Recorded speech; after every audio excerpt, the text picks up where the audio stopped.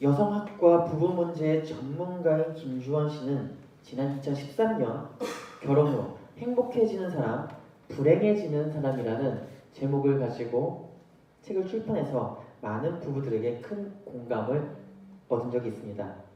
이 책의 뒷표지에 있는 글을 읽고 시작하려고 합니다.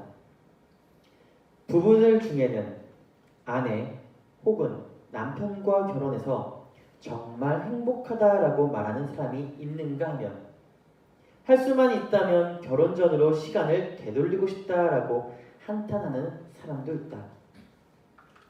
결혼 전에는 분명 누구 할 것 없이 행복을 꿈꾸었을 텐데 결혼 후 후회와 불행을 호소하는 이유는 무엇일까?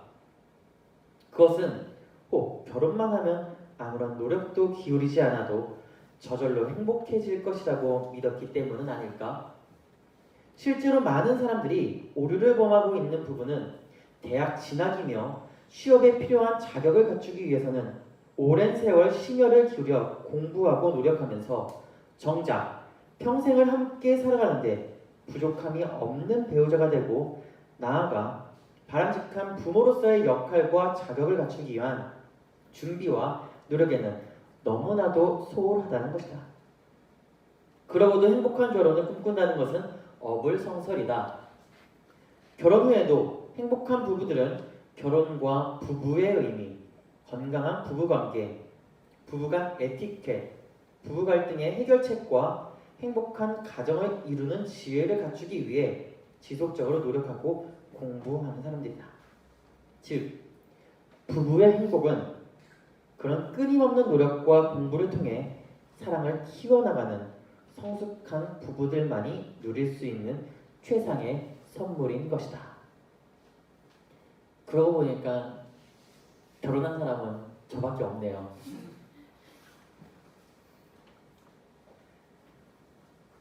프리드리히 니체는 결혼에 대해서 이렇게 이야기를 하고 있습니다.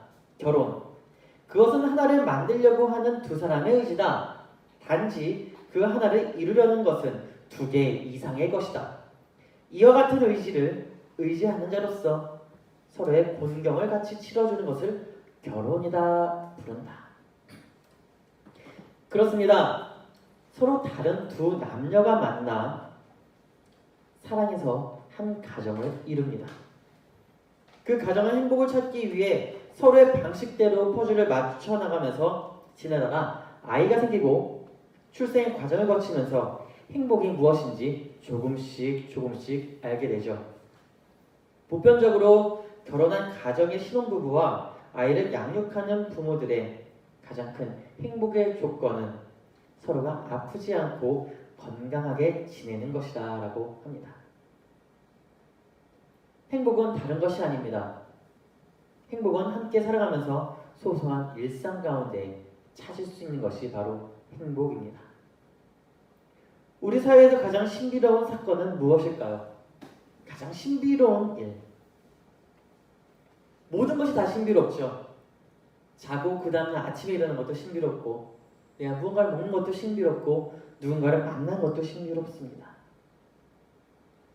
모든 것이 다 신비로운 것이겠지만 그 중에도 출생이 가장 신비로운 사건이 아닐까요? 다시 말하면 새로운 생명이 우리 안에서 생기고 성장하는 과정을 볼 때 놀라움을 금치 못한다는 것입니다. 그렇다고 이러한 행복을 모두가 다 가지고 살아가는 것은 아닙니다. 가끔 뉴스에서 이런 뉴스를 보지 않나요? 37주 이전에 분만해서 조산으로 신생아가 사망했다. 출산 중에 산모가 과다출혈로 인해 사망했다. 원치 않은 임신으로 인하여 스스로가 목숨을 끊었다는 등 이러한 내용들을 뉴스를 통해서 많이 보셨을 겁니다. 선진국 대열에 있는 국가에서는 거의 들을 수 없는 뉴스지만 지구 반대편에서는 이러한 이야기는 수도 없이 들을 수 있는 이야기죠. 그래서 유엔은 새천년 개발 목표 보고서를 통해 선진국과 개발도상국의 의료 현실과 교육 실정, 그리고 사회의 격차를 실질적으로 보여주면서 글로벌 사회로 나아가기 위한 기반 마련을 함께 해야 상생의 사회로의 발전을 이룰 수 있다라고 계속해서 이야기를 하고 있습니다. 그렇습니다. 우리가 살아가는 사회, 오늘의 이 사회, 물론 과거부터 현재, 앞으로의 이 사회가 절대적으로 혼자서는 살아갈 수 있는 구조는 아니죠.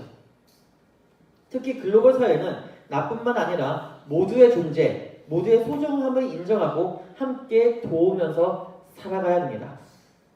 그것이 바로 함께함의 기쁨을 누릴 수 있는 것입니다. 그 기쁨 안에서 난제를 해결할 수 있는 실마리를 찾을 수 있습니다. 그 실마리를 기독교 공동체인 우리가 히브리서를 통해서 바라보면서 사회의 시각을 넓히고 공동체의 그 시각을 넓히고 앞으로 우리가 해야 할 일을 나누어 보고자 합니다. 함께 읽어볼까요? 히브리서 2장 1절과 2절입니다. 시작! 그러므로 우리는 들은 것에 더욱 유념함으로 우리가 흘러 떠내려가지 않도록 함이 마땅하니라. 천사들을 통하여 하신 말씀이 견고하게 되어 모든 범죄함과 순종하지 아니함이 공정한 보응을 받았거늘. 본문에서 이야기하고 있는 것처럼 전통적인 해석은 이렇습니다. 그리스도 예수께서 십자가를 짊어지고 구원을 이루었는데 그것을 믿는 자들이 구원의 고백을 잊고 살아가면 삶의 경로에서 이탈하여 말씀 앞에 순종하지 않기 때문에 언제나 그리스도 앞에서 살아가는 본의 모습을 보이라는 겁니다. 이것이 가장 전통적인 히브리서 2장 해석입니다. 또한 이어서 구원의 말씀을 들었다면 그것을 우리의 그 삶에 적용하여 마음에 새겨 말씀과 내가 하나가 된 언행일치의 삶을 보이라는 것이죠.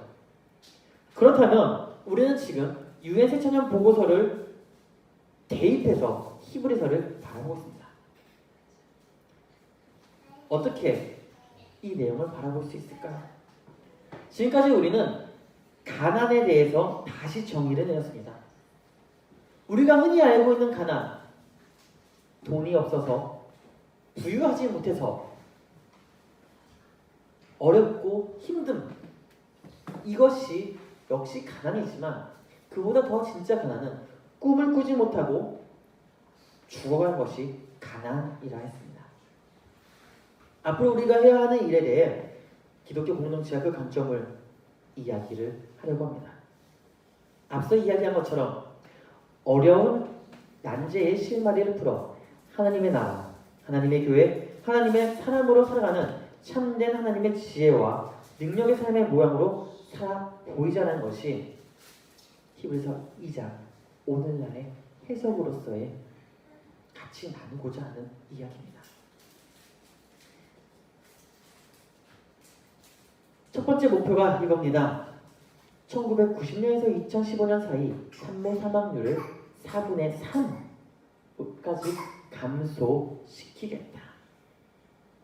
전 세계적으로 산모 사망률은 1990년 출산 10만 건당 400명에서 2010년 210명으로 47% 정도 감소했다고 합니다. 그러나 출산 시에 응급처치와 전문 의료 인력의 참여 등의 임산부에게 제공되어야 할 의료 협력은 아직도 미비합니다. 왜냐하면 아직까지 전 세계적으로 약 5천만 명의 신생아가 태어날 때에 전문 의료 인력의 도움 없이 지금도 출산하고 있고, 이들 없이 출산 중에 혹은 출산 후에 산모들의 사망도 뒤따르고 있다는 것이죠. 출산 시에 전문 의료진이나 조산사 등의 인력이 참여한다면 사망을 예방할 수 있을 뿐만 아니라 장애의 위험도 줄일 수가 있습니다. 하지만 아직도 남아시아와 사하라 이남 아프리카의 농촌 지역의 격차는 50% 이상의 큰 격차를 보이면서 의료 혜택은 매우 불리한 위치에 자리하고 있다고 해도 과언이 아닙니다. 앞에 있는 이 도표처럼 도시와 농촌의 격차는 굉장히 큽니다. 남아시아와 사하라 이남 아프리카 그리고 개발도상국의 내용들만 보아도 그 격차가 매우 차이가 있다는 것을 볼 수가 있습니다. 이 차이가 있다는 것은 그만큼 출산 시에 많은 산모들이 죽어간다는 것. 산모만 죽어가는 것이 아니라 신생아도 역시 장애를 가지거나 아니면 출산하면서 죽어간다는 것입니다.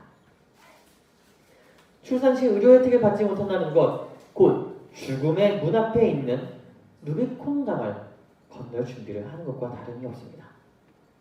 기독교는 한 영혼을 귀하게 여기라고 합니다. 한 사람을 귀하게 여기라고 합니다. 구원의 문을 열어놓으라고 합니다.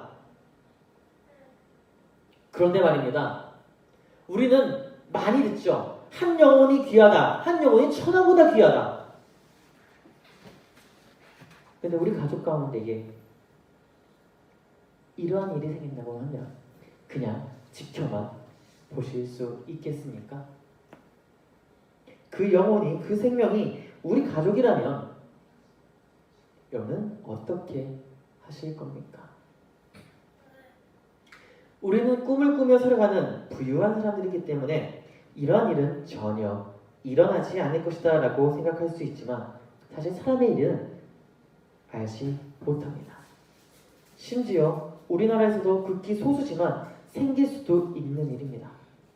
그렇습니다. 정말 한 영혼이 귀하다면, 한 생명을 소중하게 생각한다면 오늘 우리의 이 사회에 우리가 할 수 있는 것은 행복이라는 열매를 이들과 함께 나눌 수 있는 사회로 조금씩 만들어가는 것입니다. 그렇다면 그 열매를 어떻게 만들어갈 수 있을까요? 두 번째 세모 목표가 이겁니다. 2015년까지 산모들이 보편적인 의료 혜택을 받게 한다. 근데 이미 2019년이죠. 4년이 지났습니다. 4년이 지났음에도 불구하고 아직도 보편적 의료 혜택을 받지 못하는 이들이 많이 있습니다. 특히 사하라 이남의 아프리카 지역의 산모들이 더욱더 그렇습니다. 산전관리가 이루어질 때 산모와 태아의 생존과 복지, 건강의 기초가 된다는 것은 누구나 잘 알고 있는 사실이죠. 세계보건기구 WHO는 산모와 신생아의 건강을 위해 최소 4회 이상의 산전 진료를 권장합니다. 이유는 산모의 영양 상태를 확인함으로써 태아의 발달 과정과 장애 유무를 판단할 수가 있고 산모와 태아의 DNA를 통해 앞으로 발생할 일들 그리고 바이러스로 인한 기타 질병들을 예방할 수 있기 때문입니다. 다시 말하면 이들에게 생길 부정적 영향을 최소화시켜서 행복을 안겨주겠다는 것이죠. 3년 관리라는 것은 미리 예방하겠다는 겁니다. 그만큼 임신 기간 중에 산모들의 건강 관리는 그만큼 중요합니다. 만약 산전 관리를 받지 못한다면 어떻게 될까요?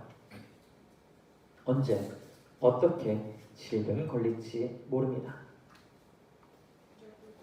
태아뿐만 아니라 산모 자신의 생명도 보장받지 못하게 될 가능성이 매우 높습니다. 혹여 산모는 건강에 이상이 없다라고 할 수 있을지라도 태어난 아이는 어떻게 될지 모릅니다. 이미 태어날 때 사망했거나 아니면 태어나면서 사망할 확률도 높습니다. 그러므로 산모 그리고 출산 관련 의료 분야에서 활동하는 전문가들이 적극적으로 나서 효과적인 개입이 있어야지만 보편적인 의료 혜택을 이들이 받을 수 있다는 것이죠. 그 가운데 국가의 적극적인 협조도 뒤따라 줘야만 합니다. 근데 오늘날 많은 전문가들, 의료진들은 그냥 보편적인 이야기예요. 다 그렇다는 것이 아니라 보편적인 것. 지구 반대편을 잘 가려고 하지 않습니다. 어렵기 때문에 자신의 사비를 들여야 되기도 하고 자신의 생명도 보장받지 못하기 때문에 물론 본인이 있는 그 국가와 지역에도 많은 질병을 가지고 있는 사람들, 환자들이 있으니까 이들도 역시 보살펴야 되죠. 그런데 의사의 권리 보장을 보면 나는 언제나 항상 아픈 이들을 위해서 달려나가겠다는 권리 보장의 내용이 있습니다. 나이팅게일 헌장과도 같은 내용입니다. 하지만 오늘의 각 국가의 모습은 어떠한 상황입니까? 경제적인 상황에 휩쓸려서 다들 어려움을 호소합니다. 우리는 못합니다. 할 수 없습니다. 우리도 먹고 살기 바쁜데 어떻게 지구 반대편까지 아프리카까지 돌볼 수 있겠습니까? 당장 우리 지역, 우리나라, 우리가 환자들도 있는데.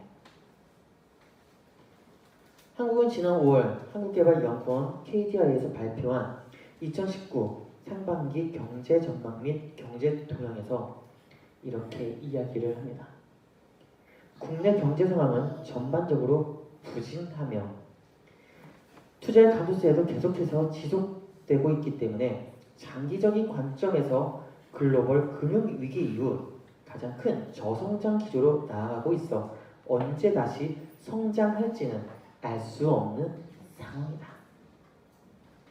좀 더 쉽게 이야기를 해드릴게요. 1999년 IMF 사태가 나타났습니다. 국제 금융이 문제가 생겼죠. 그래서 IMF를 통해서 우리가 금융을 조달받아서 근근히 살아오다가 몇 년 뒤에 그것을 모든 것을 다 갚고 성장하고 있었습니다. 그런데 국제적으로 글로벌 금융위기가 터지자마자 한국뿐만 아니라 아메리카, 유럽, 그리고 동남아시아, 오세아니아 모든 지역이, 모든 국가가 경제적으로 땅바닥을 곤두러지기 시작합니다. 그때부터 이런 이야기를 많이 하죠. IMF 때보다 더 심한 금융 상황이 벌어질 것이다. 한국개발연구원이 그 이야기를 한 겁니다. 99년 때보다 더 큰 경제 위기가 생길 것이다. 언제 성장할지는 알지 못한다. 그렇기 때문에 할 수 있을 때에 어느 정도는 우리가 준비해서 국가 경제 상황을 끌어올려야 된다는 것을 말하고 있는 겁니다. 네, 그래도 조금 다행인 것은 세계 경제가 둔화된 이후에 바로 내년 2020년에는 좀 완만한 회복이 될 것이다 라고 전망하지만 전 세계의 무역과 증시가 상승 곡선을 타지 않으면 적자의 폭이 점점 커져서 99년 때보다 더 어려운 경제 상황과 실업의 현실을 마주할 수밖에 없을 거다라고 이야기를 합니다. 이 상황은 비단 한국뿐만 아니라 선진국의 대열에 올라서 있는 모든 국가들의 현실태일 수도 있습니다. 특히 미국은 트럼프 현 대통령이 당선된 이후에 경제정책을 더불어 자국민 정책을 발표하면서 글로벌 경제를 약화시켜 경제 침체를 만들기도 했습니다. 물론 미국 때문만은 아니라고 하지만 미국의 영향력은 막강하기 때문에 그 부분은 부득이할 수밖에 없는 상황이죠. 그러므로 전 세계 경제가 활발하게 일어나면 저성장의 국가들도 손을 잡아 도움을 줄 수 있다는 것입니다. 그러한 여건은 충분히 마련될 수 있다는 것이죠. 그럼에도 기독교 공동체인 우리는 아무리 현재 경제 상황이 악에서 악으로 치닫는다 할지라도 한 영혼, 한 생명을 귀하게 여길 수 있어야 합니다. 우리가 할 수 있는 부분에서는 도움을 최대한으로 줘야 한다는 것이죠. 그러면 우리가 어떻게 할 수 있을까요? 우리가 어떤 모습으로 이것을 타파해 나갈 수 있을까요? 각자 개인은 하긴 어렵습니다. 하지만 모두가 함께 같은 생각, 같은 뜻, 같은 마음을 품고 지정해서 한다 그러면 약간은, 조금은 변할 수 있다는 것을 기억하기를 바랍니다. 그런데 말입니다. 앞서 이야기한 것보다 더 중요한 일이 있습니다. 더 중요한 것이 있습니다. 특히 개발도상국에서 비일비재하게 이런 일은 다른 게 아니라 청소년의 임신과 출산이라는 것이죠. 전 세계에서 1억 3,500만의 산모 중에 1,500만 이상인 15세와 19세 사이의 여성이라는 것을 알고 계십니까? 물론 이 통계는요 2011년의 통계입니다. 2011년의 통계가 약 1,500만 이상이 15세에서 19세 청소년 여성들이 임신을 했다는 것이죠. 또한 출산이 있었다는 겁니다. 1990년과 2010년 사이에 청소년 출산율이 가장 높은 곳은 사하라 이남 지역이었고 아직도 이 지역은 조혼이 일반적으로 이루어지고 있습니다. 그래서 청소년의 임신과 출산이 아주 밀접하게 연결되고 있죠. 하지만 이러한 문제를 악화시키는 것은 일반적으로 청소년 성인 여성에 비해 출산, 보건, 의료 등을 받기 어렵다는 것이 있습니다. 이른 나이에 결혼한 청소년 여성들이 원하는 것, 가족 계획을 세워 아이를 가지는 것입니다. 통계자료에서 앞에서 볼 수 있었던 것처럼 15세에서 19세 사이에 출산하는 청소년 여성 대부분은 원치 않은 임신으로 이루어진 겁니다. 다시 말하면 사하라 이남 지역은 사회적 혜택과 의료 그리고 교육적 지원이 많이 미비하기 때문에 이러한 현상이 생긴다라고 할 수 있죠. 그렇다면 이 지역에 가장 필요한 것은 무엇일까요? 한번 가장 쉽게 생각해서 이 지역에 가장 필요한 것, 산전, 산후관리, 그리고 가족계획의 교육, 그리고 현대적인 가족 운용에 관한 부분을 가르쳐야 된다는 것입니다. 알려줘야 된다는 것입니다. 다시 말하면 청소년 여성의 조혼과 출산 그리고 보건제도에 대해서 전달하고 이들이 활용할 수 있게 사회적인 시스템을 전달해줘야 된다는 것이죠. 이 모든 것이 하루아침에 변화시킬 수 있는 것은 아니지만 첫 서두에 강조한 것처럼 선진국의 반열에 올라와 있는 국가들이 손에 손을 잡고 상생의 사회를 만들어갈 수 있도록 여러 부분에서 도움을 주고 손길을 내밀어 글로벌 사회로 나가는 길로 가야 됩니다. 우리의 지식과 우리의 이성적 판단이 타 지역과 타 국가에게도 전달되어야 한다는 것이죠. 옛말에 이런 말이 있죠. 배워서 남주냐? 네, 배워서 남주는 거예요. 배워서 내가 가지는 것이 아니라 배운 것을 주는 겁니다. 배운 것을 줄 때에 그들도 배우고 보람을 느끼고 더 발전시켜 나갈 수 있다는 것이죠. 마지막으로 한 가지 이야기만 하고 마치려고 합니다. 우리 삶에 있어 진정한 행복은 어디에서 찾을 수 있을까요? 지난 2007년에 개봉한 영화 행복을 찾아서를 보면 크리스 가드너의 실화를 바탕으로 만들어졌다고 할 수 있습니다. 크리스 가드너의 실화 바탕으로 만들어진 이 영화에서 가장 잘 알고 있는 장면 중 하나가 이 장면이 아닐까 싶습니다. 크리스 가드너와 아들이 어느 한 곳에 거주할 곳이 없어서 집이 없어 전전하다가 공중 화장실에 휴지 조각들을 쭉 깔고 어린 아들을 재울 때 가드너의 눈에서 멈추지 않는 눈물이 흘립니다. 그때 그는 포기하고 싶었지만 아들을 위해서 성공하겠다는 의지를 가지고 다시 꿈을 갖고 생활전선으로 뛰어듭니다. 그리고 시간이 지나 그가 인턴으로 일했던 회사에서 좋은 소식이 들려옵니다. 당신을 정직원으로 채용하겠다.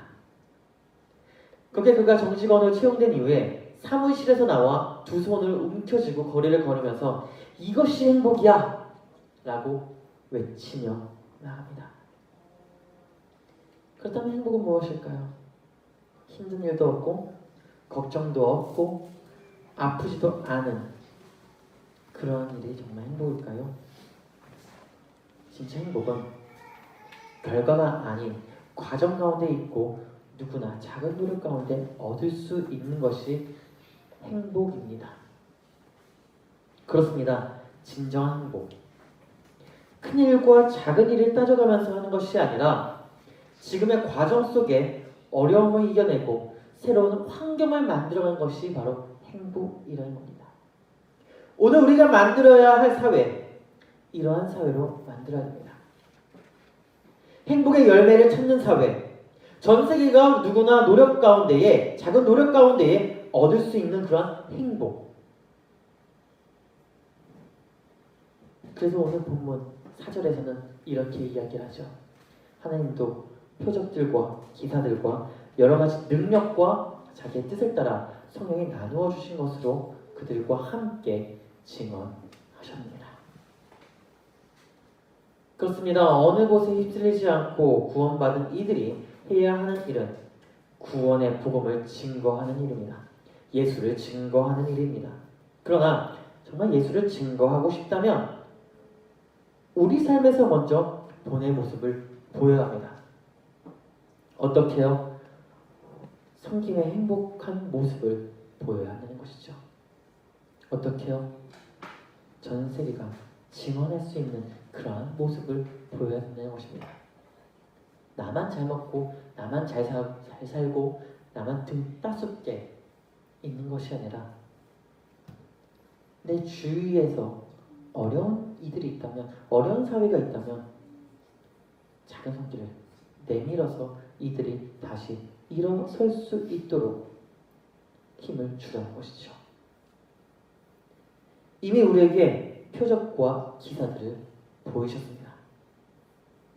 언제까지 표적과 기사를 우리의 그 가슴에만 품고 있을 것입니까? 이제는 품은 것을 꺼내어 볼 때가 되었습니다. 아니요, 삶에서 나타내서 새로움을 만들 때가 되었습니다. 저와 우리의 모든 삶에 나타내 보기를 주의 이름으로 축복합니다. 진정한 행복은 나만이 가지는 것이 아니라 전달하고 섬김으로써 행복이 커져가는 것,